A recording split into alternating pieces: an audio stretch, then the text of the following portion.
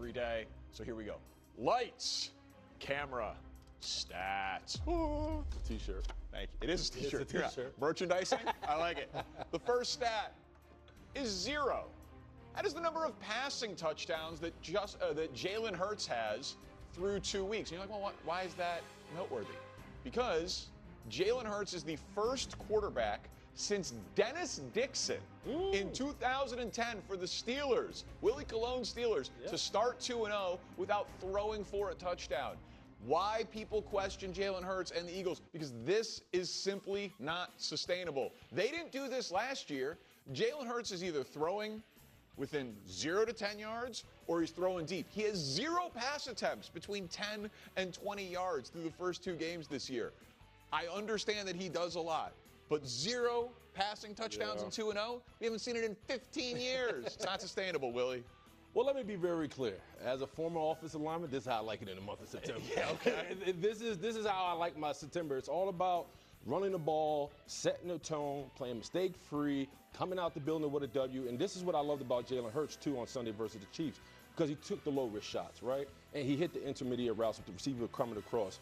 And with all that said, man, I also got to give props to Kevin Patullo because he understands this team is coming off a Super Bowl. He didn't interject a heavy pass game. He understands what they do well is running the football. And so you start to see him really kind of adjust to the Eagles and what they do well. And I think it's really helped this offense just evolve slowly and surely. And we got to understand, you know what defense is going to do. They're going to pack the box. They're going to condense it, which allows Hurts to win on the outside with A.J. Brown and Devontae Smith. He hasn't been winning with A.J. Brown. Right. He's got 6 catches for 35 yards. But then right now, we're going to see, I trust me, in a couple weeks, we're going to start seeing the Eagles fly. Okay. Watch. I think this is not only sustainable, it's recommended. It's what they should be doing. Yeah. And because it's the formula that works for them. Run the ball, play good defense. Jalen Hurts can hurt you with his feet. Now where it's going to become unsustainable is when A.J. Brown goes and gets his book again and he's on the sideline and he's reading it. And I know that somehow that story got turned into a positive, that he was actually taking motivation from it. But we all know what it was. It was him expressing in a very public way his displeasure with the lack of touches he was getting and the lack of production he was getting. And that dynamic is going to have to continue to be monitored, and it's going to have to be massaged some because they're going to get frustrated. You didn't buy that he was just, in a book club? No, I didn't buy it. He's admitted, let's be honest, he's admitted that the book's never coming out again. He understood, to Coach's point, he was being a little bit of a diva. It won't happen again, so I trust him in that regard. Little note on this, little postscript. Dennis Dixon didn't even finish that second game. So this is truly very rare to go 2-0 without a passing touchdown to start a season. All right, give me my lights. A lot of power comes within you can call for your lights. Second stat, don't leave home without. The stat is 11.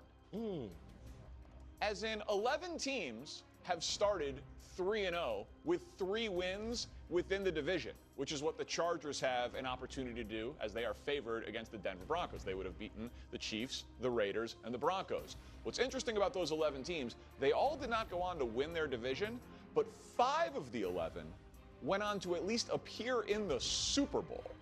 And you average about 12 wins per year. So this is a tremendous opportunity in front of the Chargers here. The idea of you beat the Chiefs, you beat the Raiders, you beat the Broncos.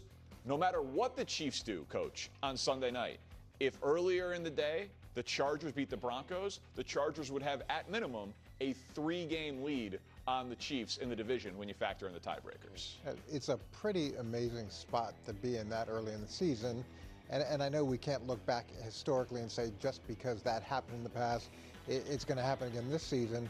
But you gotta like what it says. Almost half of those teams go to the Super Bowl. That's impressive. 12 wins. It's I really liked what Jim's done in terms of erasing the history of the Chargers in the sense of the negative history of the Chargers. And he's so good at that. It doesn't matter what happened before. It doesn't matter who the bully of the division has been. They're going to reset it the way they want to reset it. And you're seeing that unfold, or we're seeing it unfold a little bit here this start of the season. Yeah, I'm with you, Coach. I just appreciate them kind of establishing their identity early in the season, right? And you got to credit Jim Harbaugh for allowing his team to play fast and free. But I think if you really take a kind of hard look on them, like situationally, they went on third down. They're efficient in the red zone.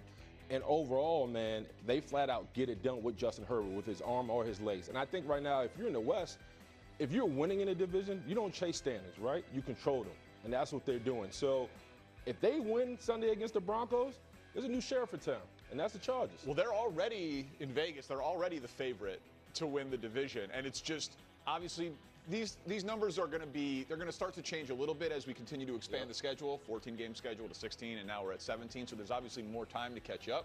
But a 3 or potentially 4-game lead with the tiebreaker after 3 weeks is crazy. What I'm really interested to see, Danny, is whether or not Herbert can get to that 38 to 40 touchdown range that you saw early in his career. Now, that came with 15 picks. Yeah, so yeah, 31 as a rookie. If we can get that, and I think it was 38 the next year. Yep. But if he can get somewhere closer to that level and keep the interceptions down, I mean, that's your MVP pick. It is my new MVP pick now that Burrow's Big Herbert guy.